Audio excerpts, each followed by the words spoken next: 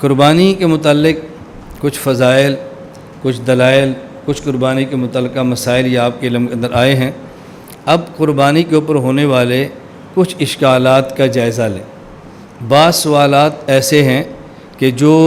ایسا طبقہ کرتا ہے جو خود کو مسلمان سمجھتا ہے، اسلامی احکام کی قدر کرتا ہے، لیکن بعض احکام پر اعتراض نہ سمجھی کی وجہ سے کرتے ہیں،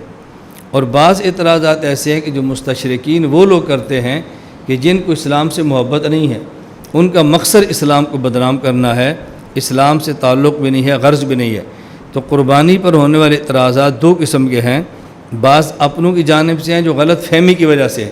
اور بعض غیروں کی جانب سے ہیں جو صحیح فہمی کی وجہ سے ہیں، غلط فہمی نہیں ہے، وہ اسلام کو برداشت کرنے کے لیے تیار نہیں، اس لیے ہر آئے دن حکم شرعی پر کوئی نیا اعتراض کرتے ہیں۔ تو دونوں قسم کے سوالات اور کے جوابات سماعت فرمائیں۔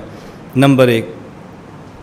کوئی شخص قربانی اپنی جانب سے کرے، اس کا تو کسی مسلمان کو انکار نہیں ہے۔ قربانی کرے اور حضور اکرم صلی اللہ علیہ وسلم کی جانب سے کرے، یعنی قربانی کر کے ثواب اللہ کے نبی کو دے، یہ معنی اس کا، تو کیا جائز ہے یا نہیں؟ ہم کہتے ہیں حضور اکرم صلی اللہ علیہ وسلم کی طرف سے قربانی کرنا جائز بلکہ مستحب ہے اور کرنی چاہیے۔ السنن الکبریٰ للبیہقی باب قول المضحی اللہم منک و الیک فتقبل منی وقول المضحی عن غیرہ اللہم تقبل من فلان، اس کے تحت ہے حضرت علی رضی اللہ تعالیٰ عنہ کے پاس قربانی والے دن ایک دمبا لایا گیا۔ اتی علی بن ابی طالب رضی اللہ عنہ یوم النحر بکبش فذبحہ، حضرت علی رضی اللہ تعالیٰ عنہ نے ذبح کیا، اور جب ذبح کرنے لگے تو آپ نے یہ فرمایا بسم اللہ اللہم منک ولک ومن محمد لک، اے اللہ یہ قربانی اللہم منک، اے اللہ قربانی جو میں ذبح کرنے لگا ہوں تو یہ اس کا اجر مجھے نہیں، جو کرے گا اس کو تو اجر ملے گئی، لیکن اس کا اجر حضور اکرم صلی اللہ علیہ وسلم کی ذات گرامی کو ملے۔ ومن محمد لک، محمد کی طرف سے آپ کے لیے ہے،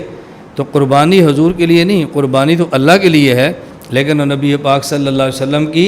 طرف سے ہے۔ اور یہ جو درمیان اللہم منک، اس سے کسی کو شبہ ہوگا کہ قربانی تو اللہ کی طرف سے ہو رہی ہے، نہ، یہ ایسے ہی ہے جیسے وَاعْلَمُوا أَنَّمَا غَنِمْتُم مِّن شَيْءٍ فَأَنَّ لِلَّهِ خُمُسَهُ، اس کا خمس اللہ کے لیے ہے، اللہ کے لیے خمس نہیں ہے، مطلب یہ کہ اس کا ایک حصہ وہ ہے جو اللہ کے راستے کے اندر خرچ ہوتا ہے اور اللہ کے لیے ہے۔ تو من کا معنی یہ نہیں قربانی اللہ کی طرف سے ہے، یعنی یہ قربانی فی سبیل اللہ ہے، قربانی واجبہ نہیں ہے، قربانی نافلہ ہے۔ حضرت علی رضی اللہ تعالیٰ عنہ قربانی کے جانور ذبح کرتے اور حضور اکرم صلی اللہ علیہ وسلم کی طرف سے کرتے۔ پھر دوسرا دمبا ذبح ہوتا، آپ فرماتے بسم اللہ اللہم منک ولک ومن علی لک، دیکھو یہاں بھی من کا فرمایا ہے، یعنی اللہ یہ نفل ہے آپ کی رضا کے لیے ہے اور علی کی طرف سے ہے۔ ایک عالم زین الدین محمد بن عمر سراج الدین بن محمود شہاب الدین الرازی الحنفی، بہت بڑے محدث اور فقیہ گزرے ہیں، سن 766 کے اندر ان کا انتقال ہوا ہے۔ طبقات الحنفیہ عبد القادر قرشی کی کتاب کے اندر موجود ہے۔ بہت بڑے عالم، جن کا معمول کیا تھا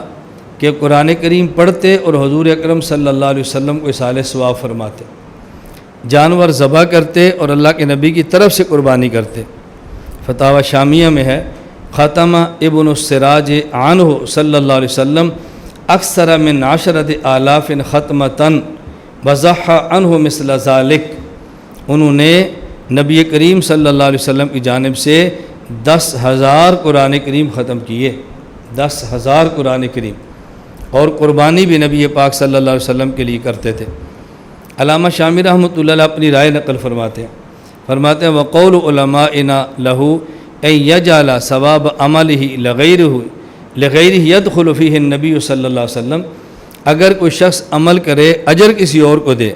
اس کے اندر حضور اکرم صلی اللہ علیہ وسلم بھی شامل ہیں کہ اللہ کے نبی کو اپنے عمل کا اجر دے، صرف شامل ہی نہیں، فَإِنَّهُ أَحَقُّ بِذَلِكَ، رسول اکرم صلی اللہ علیہ وسلم کا زیادہ حق ہے کہ امتی نیک عمل کرے اور اجر نبی پاک صلی اللہ علیہ وسلم کو دے دے۔ کیوں؟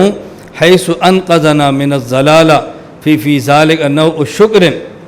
رسول اکرم صلی اللہ علیہ وسلم نے ہمیں ضلالت اور گمراہی سے نکالا ہے۔ دیکھو ضلالت سے نکالتے اللہ کی ذات ہے، لیکن محنت حضور اکرم صلی اللہ علیہ وسلم کی ہے، تو یہ نسبت سبب کی طرف ہے۔ تو جب ہم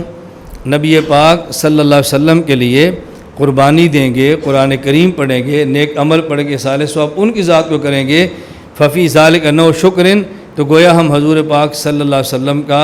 شکر ادا کر رہے ہیں، اور شکرانے کے طور پر ہم صالح ثواب ان کو کرتے ہیں۔ فتاوی شامیہ کتاب الصلاۃ باب صلاۃ الجنائز۔ لا إله إلا الله لا إله إلا الله لا إله